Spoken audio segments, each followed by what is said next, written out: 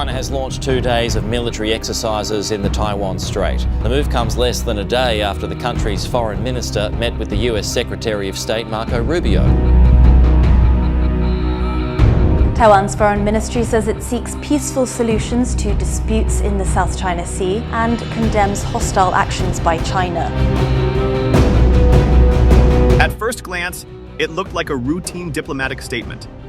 On July 12, 2026, Taiwan's Ministry of Foreign Affairs reaffirmed its long-standing position on the South China Sea. Its sovereignty claims, it said, remained unchanged. Nothing unusual.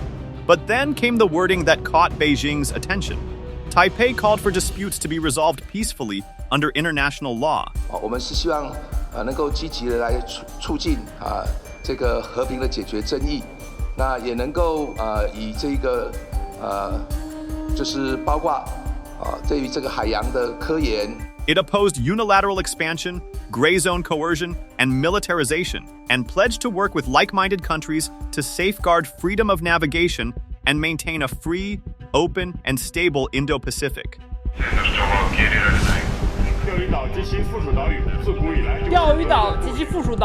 Those words immediately stood out because they closely echoed concerns that the Philippines, Japan, the United States, and other regional partners have repeatedly raised about China's growing maritime activities. For me, this is just the usual harassment of the Chinese government. We have real concerns about behaviour that is destabilising and risky. Just days later, Taiwan also reported a sharp increase in Chinese Coast Guard activity around the island, reinforcing concerns that Beijing's pressure was expanding across multiple fronts. Taiwan has accused China of violating its sovereignty for sending a research vessel into Taiwan's exclusive economic zone. So, was Taiwan changing its South China Sea policy?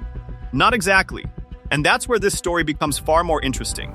For decades, Taiwan and China have disagreed on almost everything. Different governments, different political systems, different visions for the future. 中华人民共和国无权代表台湾。 Yet there was one issue where they appeared to share remarkably similar positions: the South China Sea. Both inherited historical claims dating back to the Republic of China. Both continue to claim sovereignty over islands in the region, including Taipei Island, the largest naturally formed feature in the Spratly Islands. So why are analysts increasingly saying Taiwan is moving closer to the Philippines, even though it has never abandoned those historical claims? The answer lies in a little-known chapter of history that changes how this entire story is understood. To understand Taiwan's position today, we have to go back to 1947. Here's the part that surprises most people. The 9-dash line didn't originally come from the People's Republic of China.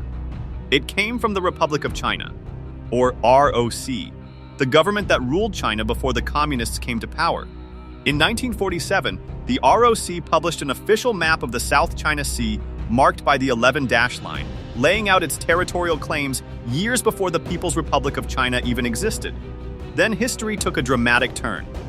After losing the Chinese Civil War in 1949, the ROC government retreated to Taiwan, while Mao Zedong established the People's Republic of China on the mainland. From that moment, two rival governments emerged. Both claimed to represent China. Both inherited the same historical map. But over time, their paths began to diverge. Beijing later revised the original 11-dash line into today's 9-dash line. Taiwan never adopted that version. Instead, it continued to uphold the Republic of China's original historical claims. The clearest example is Taipei Island, also known as Itu Aba. Nearly 1,600 kilometers south of Taiwan, this tiny island is the largest naturally formed feature in the Spratly Islands. Taiwan has administered it for decades, maintaining a Coast Guard presence, an airstrip, and civilian facilities. Here's the irony. Taiwan has never abandoned its South China Sea claims. Yet it also supports resolving disputes peacefully under international law, protecting freedom of navigation, and avoiding military escalation. At first glance, that sounds contradictory, but it reveals something much more important. Taiwan and China may still claim many of the same islands. What they no longer share is the same strategic vision. And that raises an even bigger question. If Taiwan's claims in the South China Sea haven't fundamentally changed, what has? The answer isn't Taiwan. It's China. Over the past decade, Beijing has steadily transformed the security environment around the island. Almost daily, Chinese fighter jets cross into Taiwan's air defense identification zone. Warships circle nearby waters. Large-scale military exercises now routinely simulate blockades and encirclement operations, rehearsing scenarios that once seemed unthinkable. But the most significant change isn't always made by fighter jets or destroyers. It's made by ships painted white.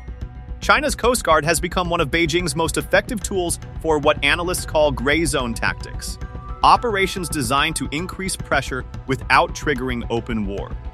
And the scale of that campaign is growing.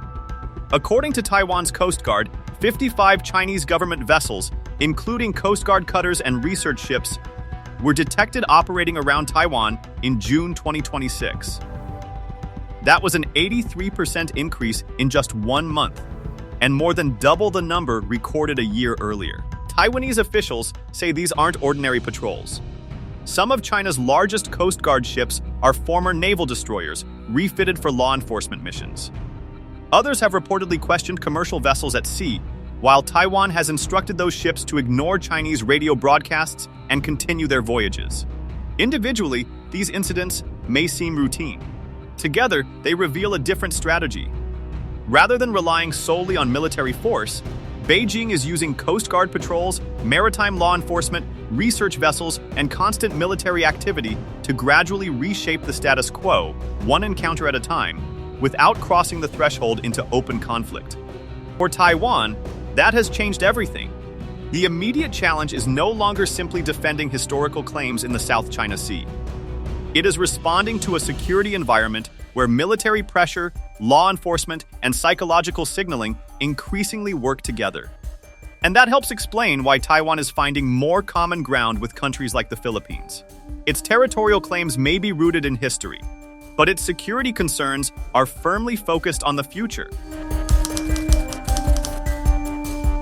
If Taiwan and the Philippines aren't allies, why does Beijing seem so concerned whenever they grow closer? The answer lies in how modern geopolitics works. Countries don't need formal diplomatic relations to become strategically important to one another. And Taiwan and the Philippines have far more in common than many people realize. Both sit along the first island chain, a string of islands stretching from Japan through Taiwan and the Philippines that occupies one of the most strategically significant regions in the Indo-Pacific. Both rely on the same sea lanes for trade. Both depend on freedom of navigation. And both have watched China's military and Coast Guard become increasingly active in the waters around them. That doesn't mean Taipei and Manila have formed a military alliance. They haven't. Nor do they agree on every territorial issue in the South China Sea. They don't. But shared security concerns have quietly expanded cooperation in other ways. Trade and investment have continued to grow as companies diversify supply chains across Asia. Taiwan's semiconductor industry and the Philippines' manufacturing sector have become increasingly complementary, creating stronger economic links between the two economies. People have strengthened those ties as well. Hundreds of thousands of Filipinos live and work in Taiwan, supporting industries ranging from healthcare to advanced manufacturing. Education, tourism, and business exchanges have also continued to deepen despite the absence of formal diplomatic relations. Taken individually, none of these developments appears extraordinary. Taken together, they tell a different story. Two governments without formal diplomatic ties are gradually becoming more connected through economics, people, and shared security interests.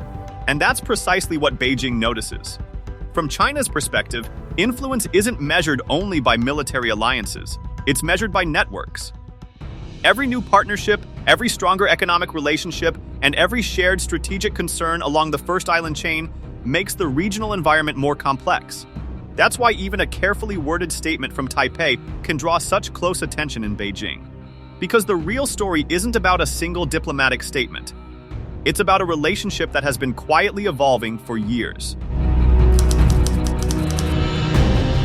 On July 12, 2026, Taiwan's Ministry of Foreign Affairs released a statement on the South China Sea.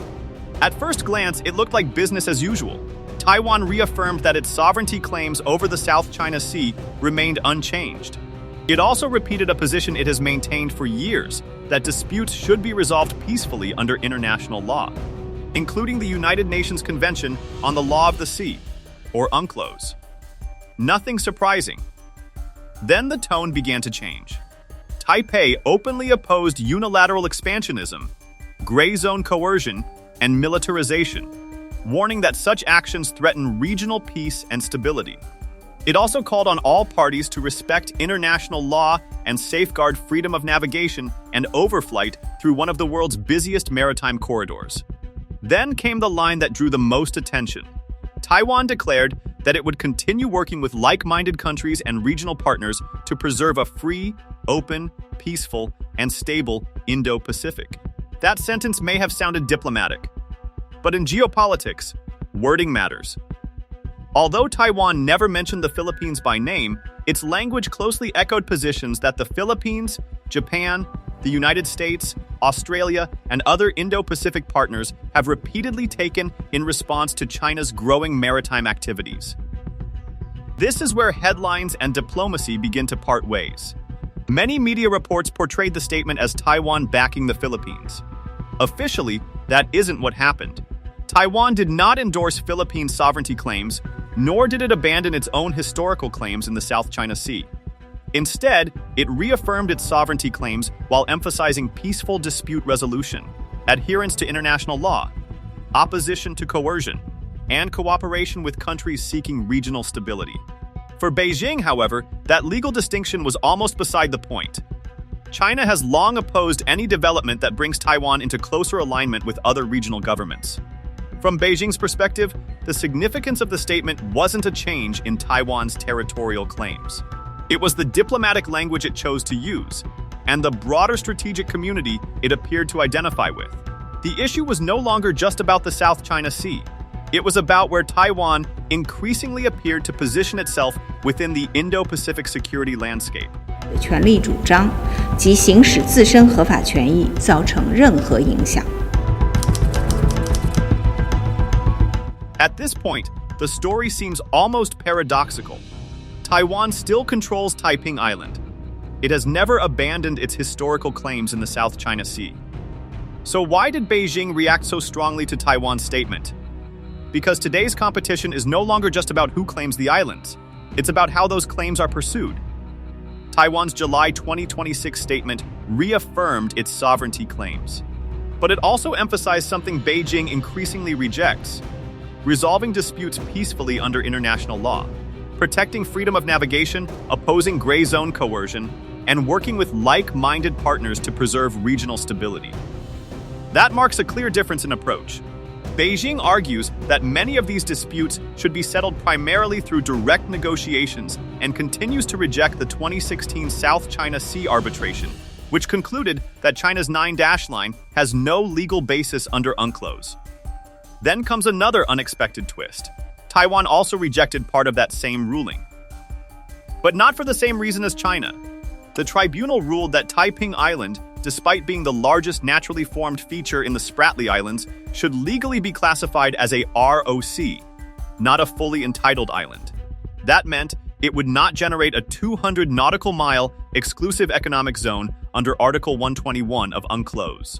Taiwan rejected that conclusion because it directly affects territory that Taipei continues to administer. So yes, both Taiwan and China rejected part of the same ruling, but that's where their similarities largely end. Taiwan increasingly speaks about a rules-based international order, peaceful dispute resolution, and cooperation with democratic partners. China, meanwhile, continues expanding its military presence, Coast Guard operations, and gray zone activities across both the South China Sea and the Taiwan Strait.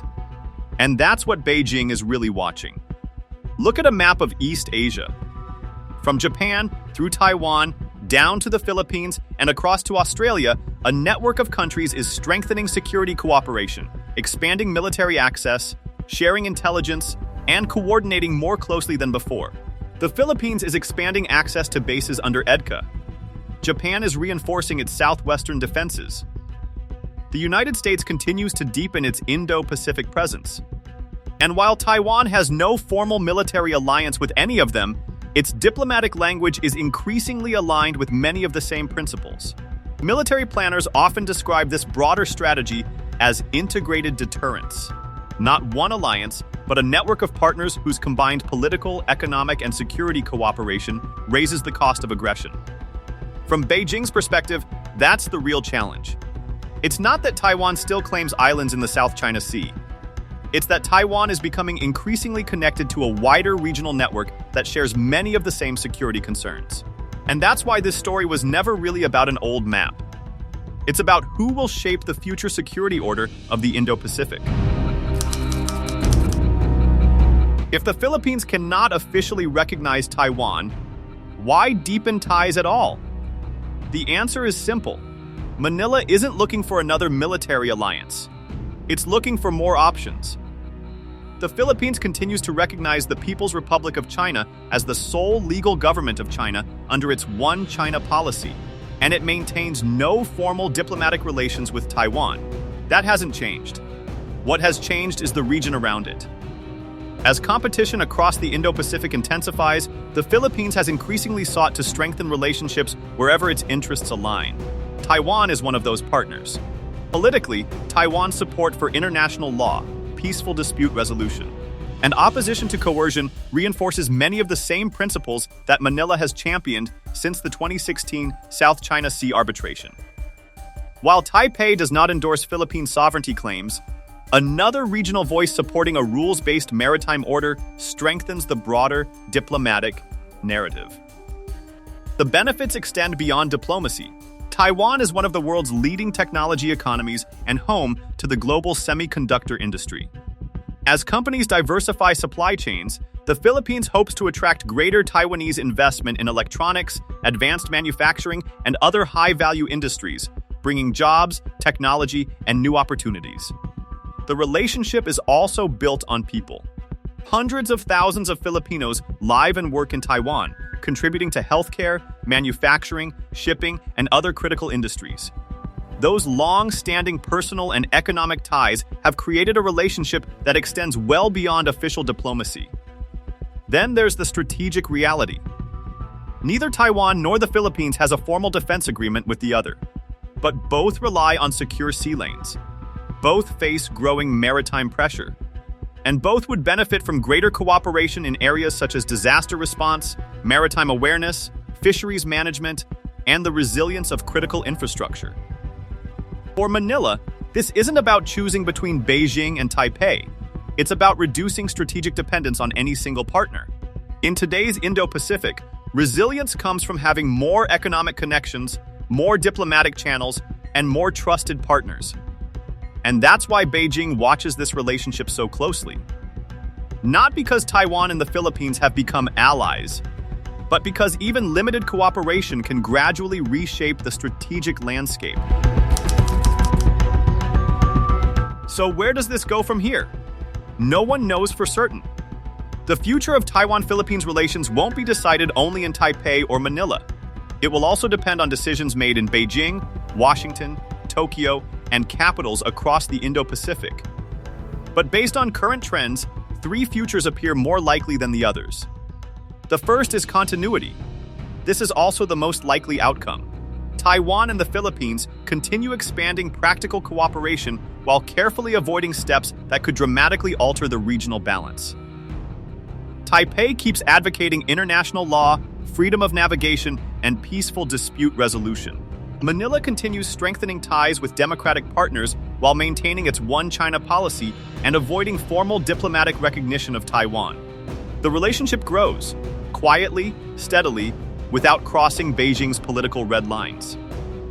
The second future is deeper unofficial cooperation, not an alliance, but something more substantial than today's relationship.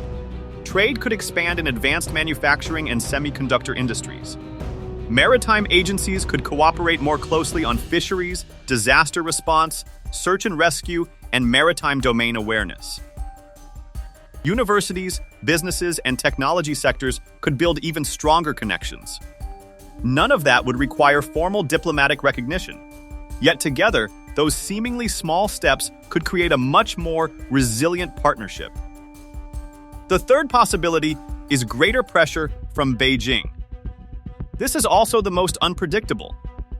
If China expands military exercises around Taiwan, increases Coast Guard activity in the South China Sea, or applies greater diplomatic and economic pressure on governments engaging with Taipei.